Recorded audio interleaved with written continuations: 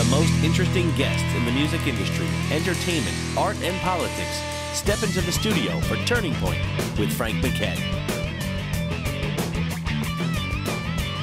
And now, Turning Point with Frank MacKay. Welcome to Turning Point. Our very special guest today is Butch Patrick. And you know Butch from Eddie Munster on the classic TV show, The Munsters. Butch, how are you? I'm doing great. All right. Hey, you lost your father figure on the show not too many years ago, right? Fred Gwynne. Yes. What about Fred? We lost him a few years back. Back in 1992. It's actually been quite a while. Oh, has it been that long? My cousin Vinny was his last role. Yeah.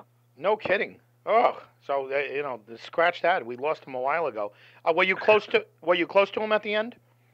Well, not really. He had pretty much estranged himself from Hollywood, had moved back to Maryland, had a large farm that he lived on, and had tried to separate himself from being Herman Munster. I did speak to him on the phone a few times and saw him briefly in the early 90s, but other than that, no, I hadn't had much contact with him, although I did have a lot of contact with Al Lewis and Yvonne DiCarlo late in their lives. Yeah, Al I knew a little bit. He was a great guy, just a character, real character. You always remembered meeting Al Lewis, whether it was good or bad. Yeah, well, it was good. I always enjoyed his company. Fred Gwynne, it was certainly a Shakespearean quality actor, and yes. Many regards. He seemed like he always resented the fact that he had to play Herman Munster and had to put on the costume and everything. Would you agree? Yeah, the show, the show was popular. He became pigeonholed and sort of not really typecast, but you'd go into a movie when he would be himself and people would be murmuring, there's Herman Munster, Fred Gwynne, Herman Munster, and it became his calling card character, which I think he took offense to in the fact that he did so much more with his life other than being Herman Munster. He was a true Renaissance man. I mean, he was a sculptor, he was an artist, he was, like you say, a voiceover guy, he was a Shakespearean actor, he did all kinds of great things, and musician, he did it all. He lost a child while on the set. Am I correct? Yes, he did. Yeah, that's something that obviously no parent should ever have to bury a child. Did you sense it from him that this was weighing heavily on his mind, or? No, you got to remember, I was only 11 years old, and I was immersed in school, and when I wasn't on the set, I was not, I was always busy with my books. So a lot of the day-to-day trials and tribulations of the show, I was pretty much insulated from. Yeah, you were kind of segregated from the rest of the cast in that sense. Yeah, I guess, yeah. Who did you hang out with back then? What about guys like Jay North and some of the other Hollywood kids? Did you have friends? I didn't hang out with anybody in Hollywood, because I lived 30 miles from Hollywood, and I was the only kid on the Universal lot for those 2 years. So the only time I would have any interaction with any other child actors would be when they came and did a guest role on the Munsters, like Bill Mumy or Peter Robbins, or Rusty Stevens, and a few other kids that came and did guest roles on the Munsters once in a while.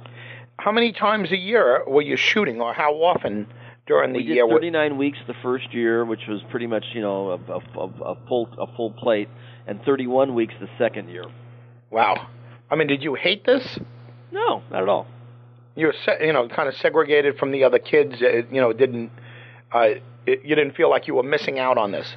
No, I just, I had my weekends, and Mondays and Tuesdays were fairly easy days. So you had 3 makeup days during the week, and then my stepdad was a pro ball player, so I would spend time at the ballpark on the weekends with professional baseball players, which was a really cool release. So I had a pretty great childhood. Who was your stepdad? His name was Ken Hunt. He played for the Yankees. He was Mickey Mantle's roommate. He's buried next to Roger Maris. Then he went to the Angels in the expansion in 1961. And then after that, he injured himself, and then he was traded to the Washington Senators, the Gil Hodges era. Don Zimmer was the third base. Frank Howard was our power hitter. It was a pretty interesting team. And then after that, he went to the Chicago Cubs, where Leo DeRocher was managing. You had a pretty interesting childhood. Yeah. Yeah, and you say it really didn't affect you in a negative way, and I never really thought about it like that. But you had your weekends, and most kids are going to school during the day, and their interaction with the other kids in school. Like I say, I lived a long way from the studios, so I actually had an entirely different set of friends that I always kept throughout my life, and the acting was just a sideline. Oh, that's interesting. Are you still in touch with some of your childhood buddies? Yeah. As a matter of fact, I just came back from Macon, Missouri, where I lived in the 8th grade, and reconnected with some childhood students, some friends that were in class with me. My grandma's house is haunted back there, so we're talking about purchasing it and making it into a bed and breakfast. Maybe a TV show out of the deal. You know, Eddie Munster's Haunted Bed and Breakfast in Macon, Missouri. We don't know. May work out. Testing the waters on that. Got the new Mockingbird Lane is going to be aired in 10 days. I'm curious to see how that's received by the public. There's rumors, you know, that you either love it or you hate it situation. Got a part in a new upcoming movie. A friend of mine's producing a movie. Well, not really a friend, an agent friend. Contacted me about the lead in a Dexter/Punisher type show called Dr. Orb, where I murder people who get away with murder, literally. That's interesting. Yeah. Vigilante type stuff. A vigilante type, you got it. How many films have you done in all your years here? In actual feature films? Yeah, or films, or independent films? I did 17 feature films. No kidding. And I did 3 other series other than the Munsters. I did the Real McCoys, I did the General Hospital, and then I did Lidsville, a Saturday morning, 1971 Saturday morning with Charles Nelson Riley, live-action fantasy thing that's actually being made into a 3D DreamWorks animated movie this year. I remember Lidsville. I think in syndication it was for a little while. Yeah, it was a ABC, and then it was NBC, then it was bought up by NBC. But it was a very popular HR Puffin stuff, and then Lidsville were the 2 most popular Croft shows of all time. Yeah. And like I said, and DreamWorks is making it into an animated 3D flick. Did you have any interactions with the Crofts brothers? With the who? With the brothers that created the shows. Sid and Marty? Yeah. Yeah, I saw Sid not too long ago. I've seen him several times, and occasionally I'll do a convention with them. In fact, I'm actually working right now on a CroftCon exclusive pop culture convention tour that I would love to implement. Yeah, well, that's incredible. They had some career. I mean, HR Puffin stuff. Yeah, they did evening shows. They did Donnie and Marie, the Brady Variety Hour. They did feature films. They did the Spittin Image was a fantastically cool show with all the puppets of the politicians and stuff. Are they both alive? Pardon my ignorance, but they're both alive. They are. How old are they? Sid's about 82, and I think Marty's about 76. No kidding. Wow. Yeah. You talk about a unique career they had. I mean, that was I know. That's why I think that their conventions would do really well. I think you're right. I absolutely think you're right. How do you like the convention scene? It's fun, right? It's enjoyable. Yeah, if I didn't like it, I wouldn't do it, to be honest with you. But it's really nice meeting the people. And what I'm doing now is all the people that I'm running into, I'm utilizing their stories and their comments on a 50th anniversary Munsters coffee table book that'll be out in 2014. I want to make it very interactive and very much a fan-based portrayal of the Munsters and what the Munsters meant to people growing up, not only their generation, but their kids and their grandkids' generations. You know, we just spoke to Fake Jan. You know, Fake Jan from... Yeah, Jerry. Yeah, Jerry. Very, very nice. And, you know, we were talking to her about the whole scene, and it's unique. The relation because of the term "fake Jan." You know? Yeah, well, that's what I said. You're not offended by the term, and she's like, no, it was very funny. We were at an autograph show recently at a Dead Man's Curve car club. I do a lot of hot rod shows because I enjoy the cars, and she came up to me and she says, "No, I'm not. I'm fake Jim. I'm not the plum." I says, "You're not a plum. You're a peach." Does she still look good? She's sweet. She looks good as well. Yeah, she embraces it so much. And actually, the movie I'm speaking of, she's going to be in the Dr. Orb movie as well. I'll tell you that, you know, I said this to her, and she was lovely. Jerry was very, very nice. The idea that she embraced it and she owns it, you know, the whole idea of fake Jan, I think is a very smart way to go.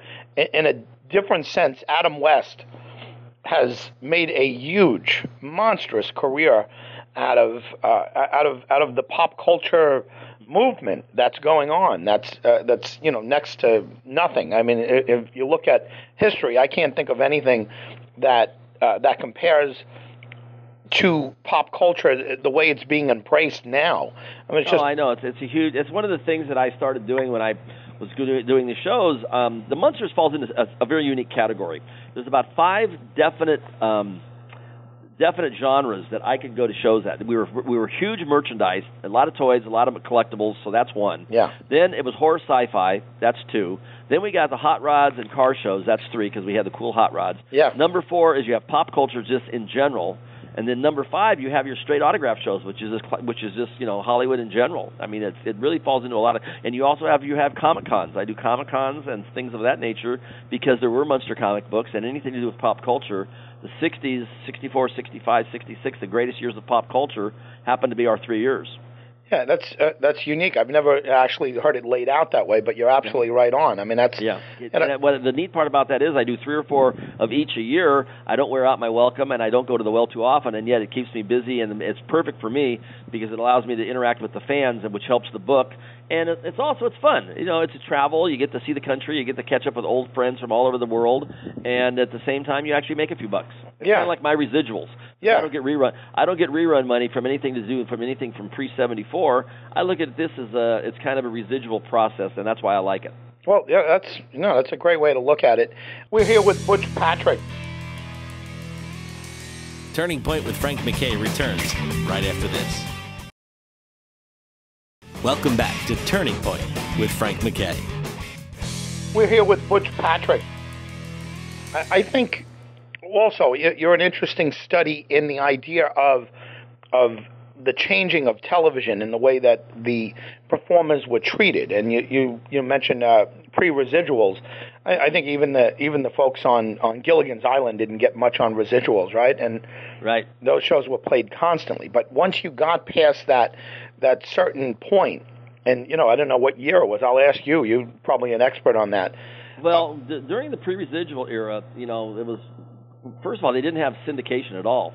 So the thing we would be doing would be you'd work year-round, and they didn't have reruns, and they never thought about having reruns. So syndication didn't exist until 1972, and it happened, as I remember, it was by it was kind of an emergency mode. A station went to dead air and didn't have anything, and they slapped up some reruns of The Addams Family, believe it or not, I think was the show.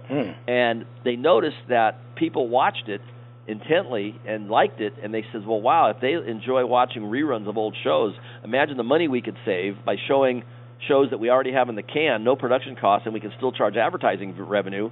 And that's kind of how they came up with the idea. That's very interesting. What year was that? I believe it was like 71. 71, and that's the first time. Maybe earlier, but I believe it was the late 60s, early 70s, and then in 1974 they changed the law to be retroactive. It was not retroactive, but it went on from that point on to where people were protected to like 5% of the initial gross into perpetuity. Yeah, I know. Growing up, I was born in 1967, so I grew up with reruns. I never even thought of the idea of what was the origin of the rerun, and that's actually a pretty. That's fascinating. They used to have summer replacements, but they never reran stuff. That's interesting. I grew up with Brady Bunch reruns and Munster reruns, and that's what it was. If you're of that era where everything was already in rerun. Do you have any statistics on how many countries the Munsters have actually appeared in?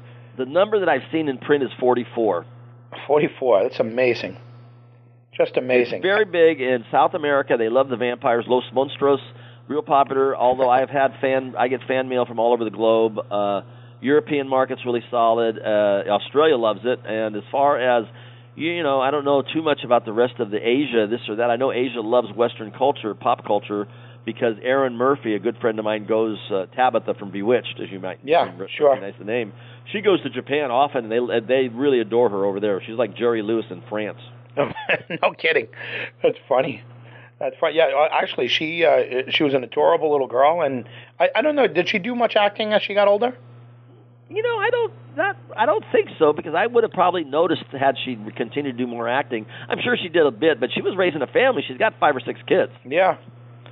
Well, how about the whole concept of kid stars? And there's been so many documentaries on it, and E! and Biography Channel has done the negatives on the downside of being a child star. And you've had battles with all kinds of things, and I know Billy Gray. Absolutely. Billy Gray from Father Knows Best, and he had his battles. How much of how much of this can you trace back to, being a child star? And, you don't have any complaints about your upbringing. Well, what I've learned in going through treatment myself finally and getting straightened out, and I'll have 2 years of sobriety next month, and what I learned was the fact that you're born with a gene, so it's not like you don't have any willpower. And if you're not educated to how to deal with it, you have a tendency to be enabled by friends and family, and everybody kind of treats you a little differently because you're in television. And if you take advantage of that, you can continue to get away with bad behavior. To be honest with you, is what happens. People have a tendency to cut you more slack than you're entitled to, and you get you get the sense of entitlement sometimes. Not everybody, but some people do. And then the fact that people, like for me, when I would travel, everywhere you would go, you'd be picked up at the airport in a limousine, and people, whatever drug of choice or whatever you wanted to do to get into trouble, they were more than willing to have you, to help you along the way. It's kind of like rock and roll. It's like sex, drugs, and rock and roll in the 60s. Sure. An acceptable lifestyle. It was a badge of honor almost. So the thing now is the people, some of them wind up dead. There's been a lot of fatalities. You mentioned Billy Gray with pot smoking and stuff, but Lauren Chapin, who played Kitten on that show, had a terrible time. Had just a really bad go of it until she got straightened out. She was on heroin and she had a bunch of issues. She had prostitute. She admitted to prostitution. I didn't want to bring that up, but sure. And Lisa Loring, who was Wednesday Addams, is a dear friend of mine. She had a real tough battle with heroin.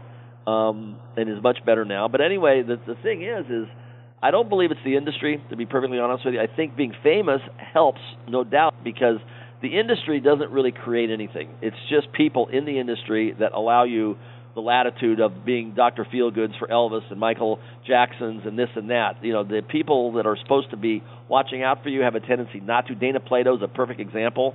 This woman was desperately in need of help, and no one reached out to her. Yeah. Which is amazing. Had I been straightened out myself and been in the position I am now, I would have. But at the same time, I was in the same predicament she was. I was, using and drinking and in denial up to my eyeballs. But I was not as bad off as she was, and maybe I was a little stronger. I don't know what the situation was, but it was a sad scenario because I know Todd very well, and I knew Gary, and I knew Dana, and it was just sad to see her just kind of disintegrate in front of everybody. And Wayne Newton tried to bailed her out of jail and did the right thing, but when she got bailed out of jail, that wasn't the answer. They should have said, why is she in jail to begin with, and let's fix that problem. Yeah, no question. So anyway, to answer your question, it was kind of a long roundabout way. No, I don't believe it's the industry. I think I would have probably been a pain in the butt whether I had been a lawyer or an architect or whatever.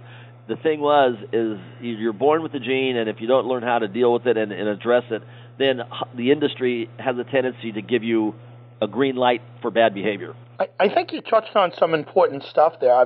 You come into contact with athletes, and I'm sure you've seen this growing up, especially being that close to a professional athlete, your stepdad. But the young athletes that are being treated much differently than anyone else in the in their schools. You're talking about kids in grade school.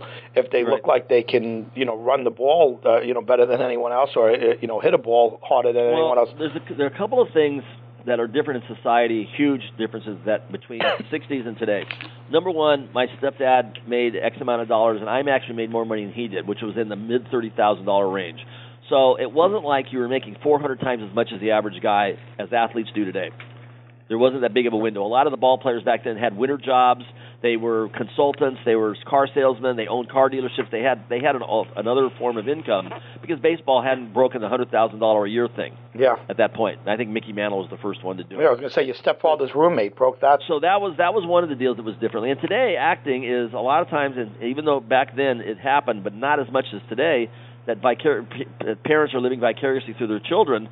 Because there's so many of these dance shows and these reality type shows that are throwing money at these families, these regular families, and then they want to pursue it into acting, and somebody picks them up and drags the whole family into it as well.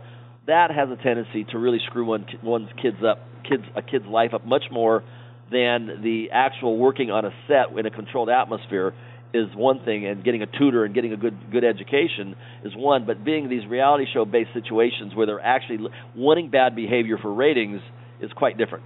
You mentioned sobriety. You're in a program? Yes. Yeah. Did you do the reality shows with who was it, Dr. Drew? And No, I wouldn't do that. I went into a legitimate Oasis treatment center. The gentleman who actually runs the Oasis and owns it was the First Intervention A&E, Jim Antonovich. Yeah. So Jim A. Left the intervention show on A&E because they wanted him to allow people to get drunk before they would be come into the property, and he would have nothing to do with it. So he did the first 6 or 8 interventions and then left them because of the Hollywood machine wanted certain things to be done for ratings, and he said no thank you. And then the Dr. Drew situation, as you know, nothing against Dr. Drew personally, I've never met him, but I believe the celebrity rehabs were a vehicle for him to get to where he wanted to get, where he is now, doing the show that he wanted to do. And they asked me and they interviewed me about being in rehab, a celebrity rehab, which was $35,000 for a 21-day stint, which was actually pretty good money. Yeah. But nobody got better. Yeah, right. And what I did is I asked a friend and an agent, and he said, as a friend, I would tell you no because it doesn't seem to help anybody, and as an agent, I would tell you no because I don't think anybody's career has gotten any better after doing a stint on celebrity rehab. He goes, I can't think of anybody whose career has flourished after that. So he said no on both sides, and I was good friends with Jeff Conaway, and look what happened to him. Yeah, it's horrible. And when you're dealing with recovery and somebody's it's a sad situation because he was up to his eyeballs in meds from his back surgeries and a lifelong cocaine addiction, as was I, but I wasn't as bad off as he was. Yeah, we're here with Butch Patrick. Turning Point with Frank MacKay returns right after this. Welcome back to Turning Point with Frank MacKay. We're here with Butch Patrick. How long was your bout? Was my stint there? Yeah. Well, I went in for the whole 90 days, and as a matter of fact, I'm sitting in a sober living apartment right now. I live by myself about a mile from the property, and I travel extensively, and I'm pretty much a goodwill ambassador for Oasis these days. Yeah. So what I do is I'm still close to the program, and I go to 3 or 4 meetings a week, but I'm not a hands-on person because I'm on the road so much. Yeah, it's certainly when you're dealing with issues like this, it kind of puts things in perspective. And Jeff it's Conaway, an insurance policy for me. The closer I am to there, the better it is for me, and the better it is for me to share my success with other people. Because if I was out there for 41 years solid, and I was a serious player. I didn't do heroin, but I did about everything else you could do, and survived a car wreck, a broken back, 1 kidney. I survived cancer. So for me, I can legitimately talk to people on many levels of how it worked for me. Is I can only recommend what to do, and I can only show by example.